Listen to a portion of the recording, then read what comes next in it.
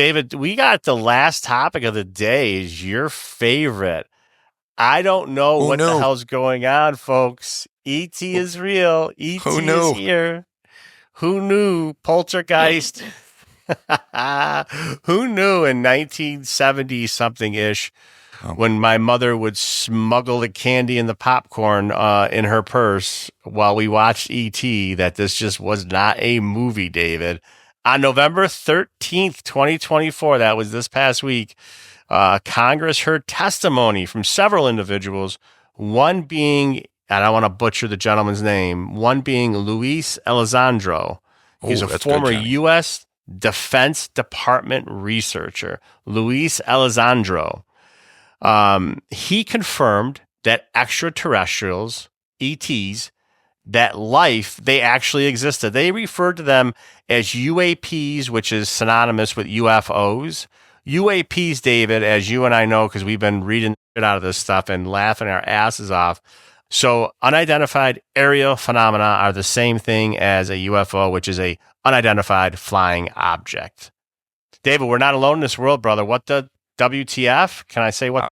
Or I'm still getting my head around it. I texted you when I saw it, and I was literally like, my head exploded. I have been this is the biggest bunch of bullshit I've ever heard. I don't believe in ghosts. I don't believe in aliens. I've stood over 100 dead bodies, didn't see a ghost. The ground didn't treble, nothing. Dead's dead. But you know what? This UFO thing, this guy said that, my jaw hit the floor. I'm like, you got to me. I know. And supposedly, and you can all go on the twits and whatever and look up the testimony and hear the clips. They've recovered UFOs that have crashed, and they have a special program that tries to replicate some of the technological aspects of these UFOs, I guess. Right. And he said that they interacted with the aliens, if you will, just not in a verbal, but in a non-verbal manner. So, yeah, I mean, you could go down the well. I've kind of gone down there now researching it because it's the investigative mind. Like, okay, what are we talking about here? And supposedly there's a lot of theories that sounds crazy to even talk about it, but these alien bases are actually in the ocean, like the deep depths of the ocean. And these UAPs, UFOs have been witnessed in and around the ocean surface and coming out of and diving down into the water at high rates of speed. Just mind-boggling stuff. And I can't believe that the mainstream media, which we know is a joke, it's not even mentioned. It's like no big deal. If someone told you that UFOs were real when we were younger, we would have it would have been the biggest news ever.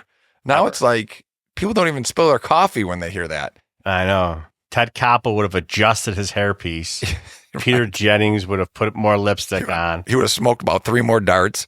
Walter Cronkite would have adjusted his tie. This is amazing. What's funny about it is I heard testimony from Mr. Elizondo, and when he testified, he talked about the G-force, which, I'm not an aeronautics guy. Really? But, yeah, I know. I can't even spell it.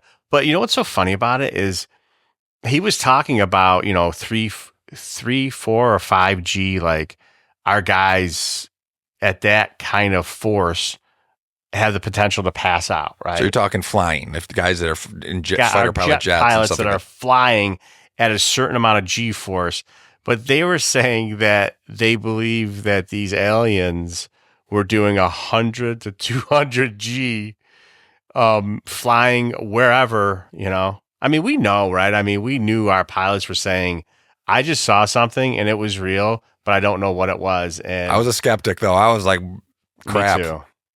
It was a satellite. It was a balloon. It was a bird. He took a gummy. I don't know, but I didn't believe it. But this guy blew me out of the water with his testemony. And it wasn't one. It was like 4 guys. We named him, but it was like 4 dudes. It was 4 dudes, and they were like squared away. That was not they were very credible. Yeah, they were hugely credible. And the funny thing is they asked them all like the same question. And one guy, like Luis, was like, 100%, I agree with that 100%. The other guy's like, 100%, I agree with that 100%. And the other 2 guys like, I don't want to answer that. Right. Can I talk about this in closed doors, off the record?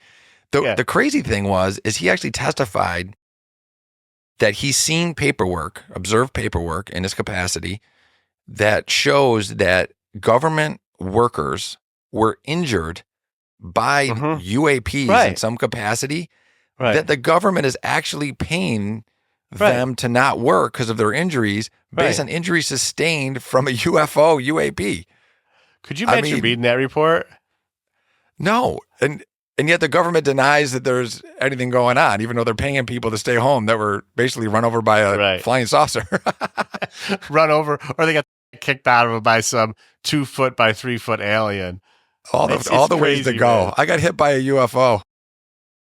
I got to be honest, they're probably listening to us right now going, look at these idiots. This is what's going on in America. 2 guys talking into a computer screen. I don't know, exactly. David. This is something that we got to keep our eyes on. This is not going to be our last pod or subject matter on this, because this is me and you just send text messages back and forth on this. It is fantastic. It's fascinating. I can't get enough of it. I really, really, truly can't get enough. We have to get Crime Dog Aliens Are Real t-shirts. That's a great idea. That's a great idea. I have to work Throw those in the merch store. Throw those in the merch store.